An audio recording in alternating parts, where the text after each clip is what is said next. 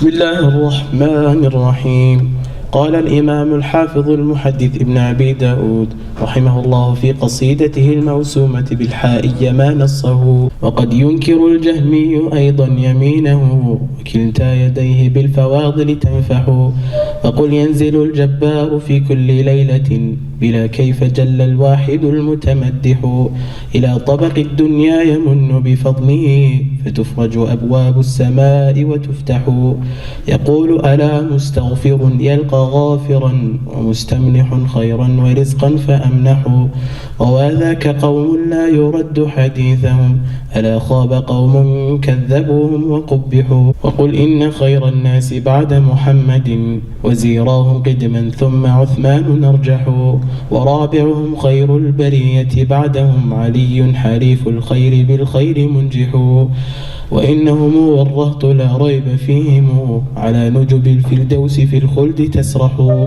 سعيد وسعد وابن عوف وطلحة وعامر فهر والزبير الممدح، وقل خير قول في الصحابة كلهم ولا تك طعانا تعيب وتجرح، فقد نطق الوحي المبين بفضلهم وفي الفتح آي في الصحابة تمدح. بسم الله الرحمن الرحيم. الحمد لله رب العالمين، وصلى الله وسلم وبارك على نبينا محمد وعلى آله وصحبه أجمعين.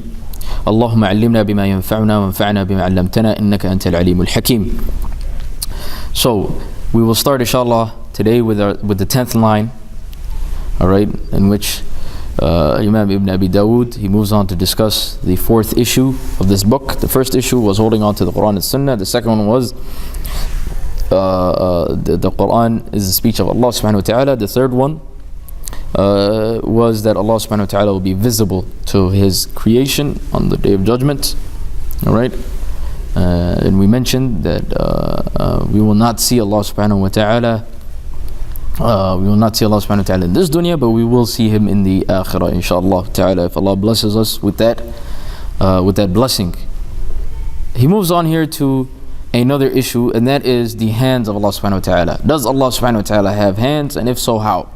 He says, وَقَدْ يُنْكِرُ الْجَهْمِيُّ أَيْضًا يَمِينَهُ وَكِلْتَا يَدَيْهِ بِالْفَوَاضِلِ تَنْفَحُ. Alright. Here the Jahmi, the followers of Jahm bin Safwan, again. Alright. Yani this is the third straight issue in which the Jahmiyyah are from the sects that deny this matter, and that is Allah subhanahu wa ta'ala's hands. They deny that Allah subhanahu wa ta'ala has hands. Now, does Allah subhanahu wa ta'ala have hands? Yes. But does He have hands like the creation? No. Alright? How does He have His hands? We don't know. That's how we answer. Like we said, we go back to the golden principle. We affirm what Allah subhanahu wa ta'ala has affirmed for Himself. And Allah subhanahu wa ta'ala, in many parts of the Quran, He tells us that He has hands. He says, بَلْ يَدَاهُ مَبْسُوطَتَانِ. He also says, وَالسَّمَاوَاتُ مَطْوِيَّاتٌ بِيَمِينِهِ. Alright? In many ayats of the Quran, Allah subhanahu wa ta'ala, He mentions His hands. And if you can interpret one or the other, what are you going to do with all the others? This shows that Allah subhanahu wa ta'ala does have hands. Okay? We must believe in this attribute.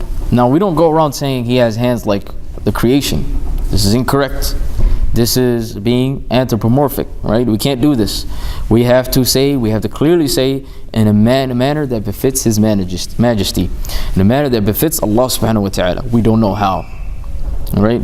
And that is why Imam Malik rahimahullah, when the man came and he asked him about the ayah in the Quran, Ar-Rahmanu al-Arsh istawa, that Allah subhanahu wa ta'ala is high up above His throne, which is mentioned 7 times in the Quran. He asked him, Kayf istawa? How is He high above His throne? Imam Malik rahimahullah, he replied by saying, Al-istiwa'u ma'loom wal-kayfu ghayru ma'qool. Alright? Wal-imanu bihi wajib. Alright? وَالْإِيمَانُ بِهِ وَاجِبٌ وَالسُّؤَالُ عَنْهُ بِدْعَةٌ وَمَا أَرَاكَ إِلَّا صَاحِبَ بِدْعَةٍ. He said that al-istiwa ma'loom, high, being Allah subhanahu wa ta'ala being high above His throne, this is known. In the Arabic language, we know what this means. وَالْكَيْفُ غَيْرُ مَعْقُولٍ. How? We can't even comprehend. We don't know. Okay? And we shouldn't even ask. He's saying that asking about it is a bid'ah, and believing it is wajib. Believing that Allah subhanahu wa ta'ala is high above His throne is wajib, and asking about it is a bid'ah, is an innovation. Same thing here. Same qaida. Allah subhanahu wa ta'ala's hands, we know what this means. How does he have hands? We don't know. We shouldn't ask. Okay? Believing Allah subhanahu wa ta'ala's hands is obligatory. And asking about how is an innovation. Asking about it is an innovation. Okay? So Allah subhanahu wa ta'ala, He tells us in many parts of the Quran that He has hands. Now, there's an issue in which Ibn Abi Dawud kind of points to. He says, وَكِلْتَا يَدَيْهِ, both of his hands. Alright? Both of his hands. Allah subhanahu wa ta'ala has two hands. Now, these two hands, are they both right? Or is one right and one left? Alright? The scholars have differed. And the correct opinion is that Allah subhanahu wa ta'ala has one right and one left, as narrated by Imam Muslim. Some scholars have taken the ruling that the fact that Allah subhanahu wa ta'ala has a left hand, this is shadh. This is weak. Yani shadh is the term that they use in the muhaddithin. We don't have time to cover that, but in general, it's a type of weak hadith. Although it may be authentic from a chain of narration point of view, because it differs with another hadith in which the Prophet ﷺ, he says, وَكِلْتَا يَدَيْ رَبِّي يَمِينَ, right? That both of my hands, both of the hands of my Lord, this is the Prophet ﷺ speaking, both hands of my Lord are right. And then this hadith in which the Prophet ﷺ says that Allah subhanahu wa ta'ala has a right and left hand. So they say that this hadith in which Allah subhanahu wa ta'ala has a right and left hand is a shadh hadith, is a weak hadith because it contradicts the other one. But what some of the scholars have said, which looks to be more correct, and Allah knows best, is that Allah subhanahu wa ta'ala has a right and has a left. And what is meant by the other hadith, وَكِلْتَا يَدَيْ رَبِّي يَمِينَ, that both of my hands of my Lord are right, is that so people, you know, what do we do? What is the first thing that comes up when we hear left hand? You know, something that's unhonorable, something, you know, you go to the bathroom, you use your left hand, use it for unhonorable matters, right? So some people do not degrade the status of Allah subhanahu wa ta'ala by hearing a left hand. The Prophet ﷺ, he said that both of them are right, i.e. both of them are honorable. Alright, bil fawadil, and he mentions here bil fawadil, with honor and with grace, subhanahu wa ta'ala. So Allah subhanahu wa ta'ala has hands, alright, not hands like the creation, okay, different from the creation in a way, in a manner that befits His Majesty. We don't know how, we don't ask how, we just affirm because Allah subhanahu wa ta'ala affirmed it for Himself. And this is a consensus of the early scholars. And this is consensus not narrated by me or any later scholar, but an early scholar, a great Maliki scholar, a Maliki Andalusian 5th century scholar by the name of Abu Umar ibn Abdul Barr, who passed away in the year 463.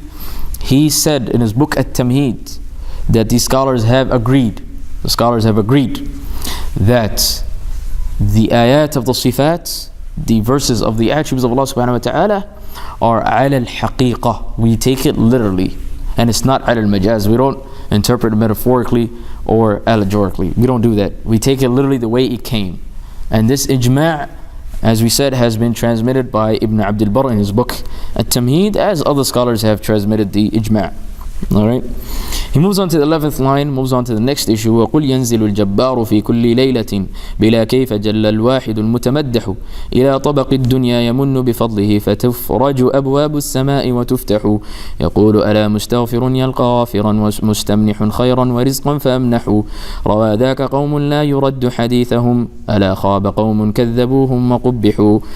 In these next few lines, Ibn Abi Dawud rahimahullah, he discusses Allah subhanahu wa ta'ala and how He descends in the last 1/3 of the night. He says here, and say that Allah subhanahu wa ta'ala, the compeller, He comes down every single night without knowing how. جَلَّ الْوَاحِدُ الْمُتَوَدَّحُ. Alright? The praised one, the one that is praised. Okay? Glorify He is. Allah subhanahu wa ta'ala descends because He told us He descends. Alright? إِلَى طَبَقِ الدُّنْيَا, down to this earth. يَمُنُّ بِفَضْلِهِ, with a blessing, with His blessing. And the doors of the heavens are wide open. What does this mean?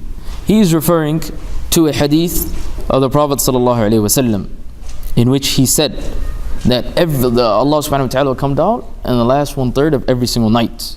Alright? Of every single night. And He will say, هل من مستغفر? Is there anybody who will ask for forgiveness? Alright? Is there anybody who will make dua? Alright, Allah subhanahu wa ta'ala will ask these questions, and whoever makes dua, ask for forgiveness in this last 1/3 of the night, Allah subhanahu wa ta'ala will answer. Now we know that Allah subhanahu wa ta'ala, as the Prophet ﷺ told us in this clear hadith, ذَاكَ قَوْمٌ لَا يُرَدُّ حَدِيثُهُم. This is a hadith that is narrated by people we cannot reject their hadith. Do you know how great this hadith is? This hadith is so great and so popular and so widespread that 28 of the companions of the Prophet ﷺ narrated this hadith. Alright? 28 of the Prophet ﷺ, of the companions of the Prophet ﷺ narrated this hadith. So widespread. This is mutawatir. Many scholars have classified this hadith as mutawatir. Mutawatir as a meaning, it's impossible for it to be a lie. It's the highest level in terms of authenticity that it can get to. And they say, some scholars say there are only 200 hadiths that are mutawatir. Alright? As-Suyuti rahimahullah classifies this hadith as mutawatir. Al-Dhahabi classifies this hadith as mutawatir. Ibn al-Qayyim rahimahullah classifies this hadith as mutawatir, amongst others. Alright? All of these companions of the Prophet ﷺ, they narrate from the Prophet ﷺ that he descends in the last 1/3 of the night. What are we supposed to do? Just reject it? No, we got to accept it. Now, we can't comprehend it. How can Allah come down? That means Allah subhanahu wa ta'ala moves like the human. No, we say He doesn't move like the human being. He moves in a manner that He befits Him. It says that He descends. We don't know how. We shouldn't ask how. We should keep it that way. The way the hadith came, we should stick by it. We can't comprehend. Our minds are what? Are limited. Our minds are limited. Look at the approach. Look at the mindset. It's just one. Alright? That is why the scholars from beginning of time till now that are upon the sunnah, it's one line. Same thing that is redundant, that is repeated. Alright? Quran, sunnah, whatever comes in it when it comes to theology, we take by it. Alright? Amma, the people who are in rationality, in kalam, and this and that, they're always jumping, they're always changing opinions. You're here one day, tomorrow they're here, another day they're there. And even their madhab evolves and they change. Allah musta'an. And that's when we'll talk about in terms of theology. In terms of fiqh, in terms of other matters, that's a whole different story. But in terms of theology, you know what I'm saying? The approach of it. There are certain issues that is a whole different issue, but the approach is the same. Amma, their approach is on what? It's on no base. Alright? Because they put logic before the Quran and Sunnah. And logic changes. Logic changes over time. Right now, today, it's not like somebody from 700 years ago. The technology that we have today, we know way more. 700 years from now, it's not going to be like today, if the world exists for another 700 years. Alright, so we need to have that base, and that base is the Quran and Sunnah. It keeps us consistent, it gives us a standard, it gives us a value that we don't have to move from. Alright, so we believe that Allah subhanahu wa ta'ala descends down every single night in the last 1/3. Na'am. In the 18th line, in the 15th line, he says, وَقُلْ إِنَّ خَيْرَ النَّاسِ بَعْدَ مُحَمَّدٍ وزيراه قدما ثم عثمان أرجح ورابعهم خير البرية بعدهم علي حليف الخير بالخير منجح وإنهم والرهط لا ريب فيهم على نجب الفردوس في الخلد تسرح سعيد وسعد وابن عوف وطلحة وعامر فهر والزبير الممدح وقل خير قول في الصحابة كلهم ولا تك طعانا تعيب وتجرح فقد نطق الوحي المبين بفضلهم وفي الفتح آي في الصحابة تمدح. Now these are, you have 1, 2, 3, 4, 5, 6 lines discussing one issue, and this is probably the longest. Alright, 1/5 of the poem discusses one issue. And what issue is this? It is the issue of the Sahaba, the companions of the Prophet sallallahu alaihi wasallam. Naam. The companions of the Prophet ﷺ are the greatest human beings after the messengers. Alright? And this is clear cut in the Quran and in the Sunnah. After the Prophet ﷺ, وَقُلْ, say that the best of people after Muhammad ﷺ, وَزِيرَاهُ, his 2 ministers. Who are his 2 ministers? His 2 ministers are none other than Abu Bakr and Umar. Although this word, it would have been better if the author used another word, but for the sake of poetry, he probably used this word to keep it concise and to keep it short. And in poetry, you don't have the same majal, the same space as you do in regular speech. Alright, it has to be in stanzas, it has to be in a certain form. Alright, And it's the reason why it's not يعني it would have been better to use other words is because of a hadith narrated by Imam al-Tirmidhi. And this hadith, the Prophet ﷺ, he says that every single prophet, ما من نبي إلا وله وزيران, that every single prophet has two ministers. ووزيرا السماء, and the two ministers of the heavens are Mikael and Jibreel.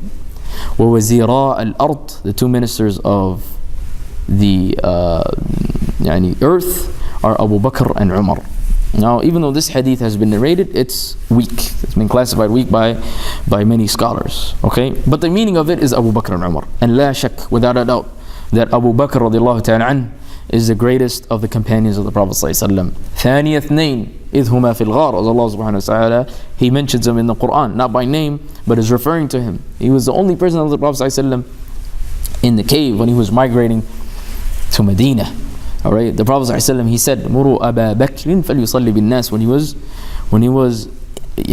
was sick and he couldn't come out to pray, he ordered, the people for Abu Bakr to lead them in prayer. And at that time, who used to lead people in prayer? The leader. So some scholars have said this is an ishara. This is a indirect, appointment of the Prophet ﷺ that Abu Bakr will be the Khalifa after him. Like, if anybody was greater, the Prophet ﷺ would have told somebody else, right? The Prophet ﷺ would have told Umar or Uthman or Ali ibn Abi Talib, but he chose Abu Bakr, showing that he is the greatest of all of them. Okay, he is the greatest. Then comes Umar, and Umar radiallahu ta'ala anh, la shak.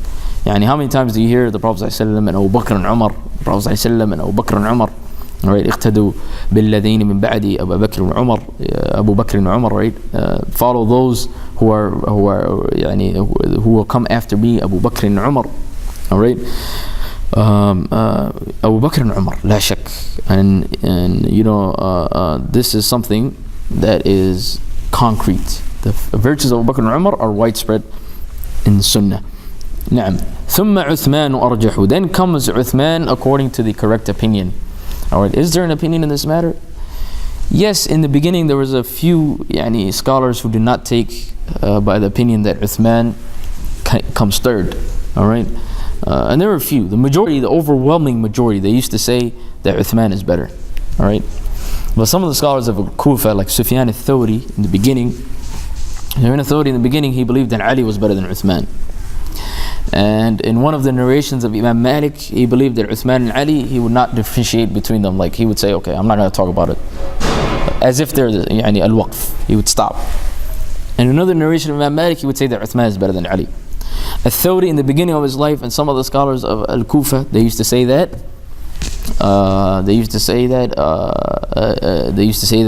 Uthman, Ali is better than Uthman.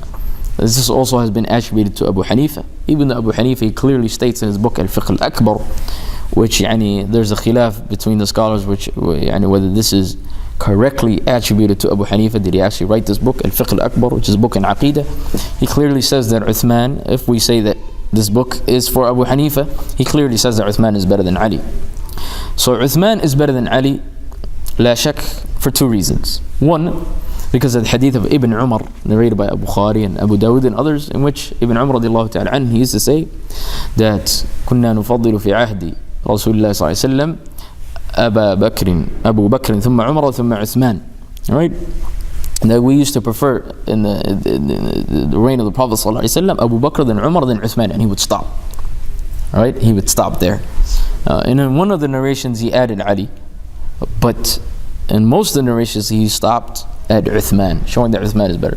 The second dalil is that when Umar ibn al-Khattab radiallahu ta'ala anh, he chose 6 of the companions of the Prophet for them to become the Khalifa. He said, choose between yourselves, you 6, and whoever you guys choose will become Khalifa. Alright, 3 were left: Abdurrahman ibn Auf, Uthman, and Ali. Alright, the other 3, for different reasons, they left. They either left on their own or they were not present at the time. But the other 3, Abdurrahman ibn Auf, he stepped forward and he said, you know what, I'm going to choose between you two, and I'm going to go around. Abdurrahman ibn Auf, he went around the entire city of Medina, and he started asking every single person. Alright, and all of them, they agreed that Uthman is better than Ali. This is Abdurrahman ibn Auf's statements. Right. So if the companions agree Alright? And Muhajirun and Ansar, they all say that Uthman is better than Ali, then we must take by it. We must take by it. So Uthman is better than Ali. This does not mean Ali is of low. No, Ali is great. He's just not great as Uthman. Alright? وَرَابِعُهُمْ, and the fourth one, خَيْرُ الْبَرِيَّةِ بَعْدَهُمْ. Look how he gave a whole line to Ali radiallahu ta'ala an, but he put Abu Bakr, Umar and Uthman into half a line of poetry. But he gave a whole line to Ali. Alright? He says here, وَرَابِعُهُمْ, the fourth one, خَيْرُ الْبَرِيَّةِ بَعْدَهُمْ, the best of human beings after them, عَلِيٌّ حَلِيفُ الْخَيْرِ بِالْخَيْرِ مُنْجِحُ. And another script, he says مُمْنِحُ, or يَمْنَحُ in another one as well. Alright, Ali comes after them. Alright, and la shak Abu Bakr and Umar are greater than Ali. You know, as narrated by Al-Bukhari, that one of his sons, and he was Muhammad ibn al-Hanafiyyah, he came to Ali radiallahu ta'ala an. Alright, he came to Ali, his father, and he asked him, Ya Ali, oh father. Yeah, he's not going to say Ya Ali to his father, oh Ali to his father. No, he's going to say, oh father, Ya Abi, oh father.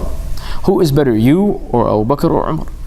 So he clearly said, Abu Bakr and Umar are way better than me. And in another narration, alright, narration, he said, I will whip those who say that I am better than Abu Bakr and Umar. Okay, I am better than Abu Bakr and Umar. So Ali radiallahu ta'ala an, alright, is the fourth greatest companion. وَبَعْدَهُ فَالْأَفْضَلُ الصِّدِّيقُ وَالْأَفْضَلُ التَّالِي لَهُ الْفَارُوقُ عثمان بَعْدَهُ كَذَا عَلِيُّ فَالسِّتَّةُ الْبَاقُونَ فَالْبَدْرِيُّ. Alright, Uthman and then Ali radiallahu ta'ala an. Who is after Ali? The other 6 that were promised Jannah. There were 10 who were promised Jannah. 10 companions were promised Jannah. Are they the only 10? No, there are more than 10. Okay, but these 10 came in one hadith. In one hadith, all 10 were promised Jannah. Okay, there are others who were promised Jannah, like Bilal and Al-Hasan, Al-Hussein. You know Bilal in the hadith of the wudu, which the Prophet ﷺ heard his footsteps in Jannah because he used to pray 2 rak'ahs for wudu. Al-Hasan, Al-Hussein, when the Prophet ﷺ said, Sayyida Shabab Ahl Jannah, the 2 leaders of the young people of Ahl Jannah, the people of Jannah. You know, Ammar bin Yasir and his father and mother, اصبروا آل ياسر, you know, be patient, oh family of Yasir, فإن موعدكم الجنة, for your appointment or your promise is Jannah. You know, Ukasha bin Mihsan, when he asked the Prophet ﷺ to make him from the 70,000, will enter Jannah bila hisabin wala adab, will enter Jannah without any accountability or punishment. He asked the Prophet ﷺ, Allah, akun minhum, oh the Prophet of Allah, make dua that I will be from them. Ukasha bin Mihsan, and the Prophet ﷺ, he said, Anta minhum, that you are from them, you are from the 70,000, and other companions. Okay, but these 10 came in one hadith. Abu Bakr, Umar, Ali, Uthman and Ali. Who are the other 6? Sa'idun. Alright, who is Sa'id? Sa'id ibn Zayd. Sa'id ibn Zayd, who was from the same tribe as Umar ibn al-Khattab, al-Adawi. Sa'id ibn Zayd al-Adawi. And the funny thing is that he did not choose Sa'id ibn Zayd from the 6 that will become Khalifa after him. And the reason for this is because he feared that people will say that if he ends up become Khalifa, he chose him because he's from his family, from his tribe. So he left him out. Which is a benefit that we can get, that sometimes, even though the person may be qualified for the greater benefits, we leave them out because of some of the accusations that can be made. We can use this, right? And tribalism was heavy amongst the Arabs. And tribalism and nationalism till today, it still exists. Right? So to avoid the greater harm, alright, he left out Sa'id ibn Zayd, even though Sa'id ibn Zayd was as qualified as the others.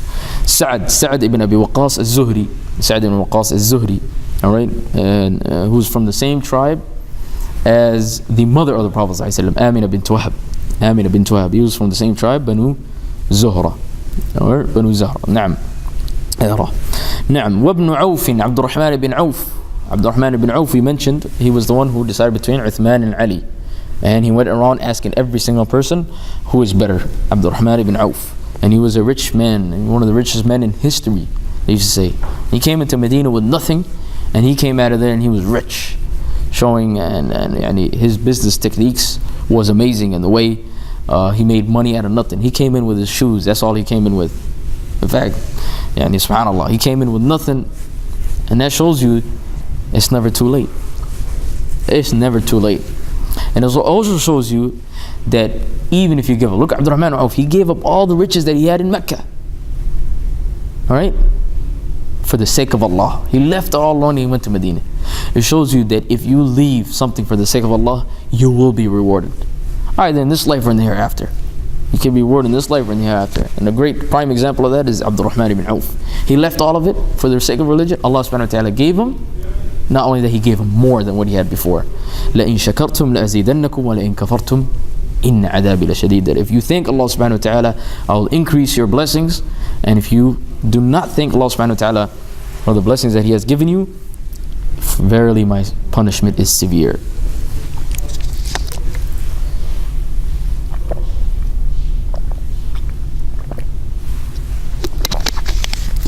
نعم. وعامر فيه وطلحة. طلحة ibn Ubaydillah al-Taymi al-Qurashi. Talha, who is from the same tribe as Abu Bakr, Banu Taym. Talha ibn Ubaydillah, the hero. And what was his nickname? Talha ibn Ubaydillah. The walking shaheed, the walking martyr. Talha ibn Ubaydillah. And by the way, Sa'd ibn Abi Waqqas was the first one to throw an arrow in Islam, and he's the one who defended the Prophet ﷺ on the day of Uhud. وَعَامِرُ فِهْرٍ. Amir Fihr, referring to Amir from the tribe of Fihr, who and he is Abu Ubaidah al-Jarrah, Aminu hadhihi al-Ummah, the trustee of this Ummah. Prophet ﷺ, he nicknamed him Amin hadhihi al-Ummah, the trustee of this Ummah, and he's the one who Umar ibn al-Khattab appointed him as the commander of the believers on the day of Yarmouk. On the day of Yarmouk. On the day of Yarmouk, he was the commander of the believers, and he was the governor of that entire area that he conquered. And that was Hanzala. Hanzala, نعم. أيوه. والزبير الممدح, and last but not least, الزبير الممدح, the praised one. الزبير الممدح. الزبير ibn Awam al-Asadi, from the tribe of Banu Asad al-Qurashi. And the aunt of the Prophet ﷺ was his mother, right? Safiya bint Abdul Muttalib. So he was a cousin of the Prophet ﷺ. He was a cousin of the Prophet ﷺ. The Prophet ﷺ, he said, لِكُلِّ نَبِيٍّ حَوَارِي وَحَوَارِيَ الزُّبَيْرِ, that every single prophet has a disciple, and my disciple is Az-Zubayr. These are the top 10 companions. After them comes anybody who participated in Badr. Alright, فَالْبَدْرِيُّ. And then comes anybody who participated in Uhud. Then anybody who participated in Bay'atul Ridwan, in the Treaty of Hudaybiyah, which occurred in the 6th year after the Hijrah. And there were about 1,400 of the companions of the Prophet ﷺ. 1,400. لَقَدْ رَضِيَ اللَّهُ عَنِ الْمُؤْمِنِينَ إِذْ يُبَايِعُونَكَ تَحْتَ الشَّجَرَةِ. That Allah subhanahu wa ta'ala has been pleased with the believers that were giving you pledge of allegiance under the tree. Right? And then comes those who became Muslim before the conquest of Mecca, and then every single person who became Muslim after the conquest of Mecca. Alright, this is the order in terms of preference. And there is nothing wrong with being preferred. The messengers, there are some messengers that are better than others. تِلْكَ الرُّسُلُ فَضَّلْنَا بَعْضَهُمْ عَلَى بَعْضٍ. There are messengers. Some of them are better than the others. Alright, فَاصْبِرْ كَمَا صَبَرَ أُولُو الْعَزْمِ. Be patient like the Ulul Azm, who are the 5 messengers. Prophet Muhammad ﷺ, Ibrahim, Musa, Isa, and Nuh. They're the top 5. Alright, the others, they're not going to reach these top 5. But that doesn't mean the others are not that good. All of these companions are great. وَكُلًّا وَعَدَ اللَّهُ الْحُسْنَى. All of them, Allah subhanahu wa ta'ala has promised them Jannah. But the thing is, there is preference. Alright? Why was Abu Bakr better than the rest? This is a nice fa'idah. The reason why Abu Bakr was better than the rest is because of one of the statements of the Tabi'een, and he is Bakr ibn Abdullah al-Muzani. Bakr ibn Abdullah al-Muzani once said, لم يسبقكم أبا بكر بكثرة الصيام ولا قيام ولكن بشيء وقار في قلبه. Abu Bakr did not precede you because of long days of fasting and long nights of praying, but he preceded you in what? In Iman. إن أكرمكم عند الله أتقاكم. The best of you under the eyes of your Lord is one who is God-fearing, God-conscious. Iman. It's all about Iman. Alright? وَقُلْ خَيْرَ قَوْلٍ فِي الصَّحَابَةِ كُلِّهِمْ وَلَا تَكُ طَعَانًا تَعِيبُ وَتَجْرَحُ. We give, goodness to all of the Sahaba. All of the Sahaba of the Prophet ﷺ, without excluding any one of them. All of them. وَلَا تَكُوا طَعَّانٍ تَعِيبُ وَتَجْرَحُ. Do not be somebody who what? طَعَّان, who says, oh, this person's like this person's like that, or this one's like this, and he did this, and he did that. Right? تَعِيبُ وَتَجْرَحُ. Look at their mistakes and embarrass them and try to ruin their honor. The Muslim does not do this aslan to any human being, to any Muslim, to not forget about the companions of the Prophet ﷺ. Alright? لَيْسَ الْمُؤْمِنِ بِالطَّعَانِ وَلَلْعَانِ وَلَلْفَاحِشِ وَلَلْبَذِيءِ, as in the hadith narrated by Ibn Mas'ud, alright, collected by Imam Ahmed. The mu'min is not somebody who says this person's like this and this person's like that and curses and that. No. Alright? And this is why the sect, the Shia sect who curse the companions of the Prophet ﷺ, and some of them, they go to the point that they are all kuffar, or a lot of them are kuffar, except with the exception of a number. Some of them to the point that they say that Ali radiallahu ta'ala an is Allah, wal-iyadu billah. Some of them, they say that Ali radiallahu ta'ala an, right, was supposed to be the messenger, but Jibreel made a mistake. Obviously, this is not all of them that are saying this. There's difference of opinion within all of them. This is simply incorrect. What are we going to do with all of these ayat that praised the companions? Right? والمهاجرون والأنصار والسابقون الأولون من المهاجرين والأنصار والذين اتبعوهم محمد رسول الله والذين معه. Right? What are we going to do with these verses? What are you going to do with this hadith? This hadith should just لو أن أحدكم أنفق مثل أحد ذهبا ما بلغ مد أحدهم ولا نصيفه. The Prophet ﷺ clearly says that if any of you pay Mount of Uhud is a huge mountain. If any of you guys been to Medina, alright? Mount Uhud is a huge mountain. If you pay a gold's worth of Mount Uhud, alright, it will not reach what? Mudd ahadihim. Mudd is an average person's what? Palms put together. Wala nasifa, not even half of it. If he gives half of that gold and you give that entire gold, you'll never reach it. That's how great they are. That's them seeing the Prophet ﷺ and living with them, and that's greater than any action that we will do. We'll never reach their level. So where do we get the right to curse them, say whatever we want about them?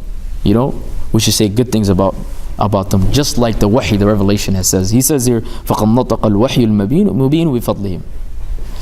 The wahi has shown their virtues. They didn't show their mistakes, they've shown their virtues and they have praised them. Alright? وَفِي الْفَتْحِ آيٌ فِي الصَّحَابَةِ تَمْدَحُ. And in Surah Al-Fath, there is an ayah regarding the Sahaba that will praise them. Regarding the last verse of Surah Al-Fath, and also the other verse, لَقَدْ رَضِيَ اللَّهُ عَنِ الْمُؤْمِنِينَ مُحَمَّدٌ رَسُولُ اللَّهِ وَالَّذِينَ مَعَهُ. Muhammad is the messenger of Allah and those that are with him, i.e. his companions. Alright? Whatever khilaf, whatever dispute they have in between the companions, and some of them made a mistake, some of them were in error, we say may Allah be pleased with them. They made a mistake, they're still human beings. Alright? But we do not discuss it, we do not make it a huge matter, we do not say, oh, that this person does this, how can he do this? And no. We say, may Allah be pleased with them. Alright? They are better than us. Alright? They are the companions of the Prophet ﷺ. They are no-go zone, no-fly zone. Alright? وَمَا جَرَى بَيْنَ الصِّحَابِ نَسْكُتُ عَنْهُ وَأَجْرُ الْإِجْتِهَادِ نُثْبِتُ. Whatever happened between the companions of the Prophet ﷺ, we be quiet. Alright? And we give them the reward of ijtihad, of trying their best. They all tried this, they all tried to do this for the sake of Allah and to uphold the religion of Allah. And they all had verses, they all had ayat, they had clear-cut adillah. They weren't doing this out of desire like some people may put forth. So inshallah we will stop there. Inshallah we will stop there in this last issue, which covered 6 lines, showing the importance of respecting the Sahaba, and because respecting the Sahaba is from respecting the Prophet ﷺ.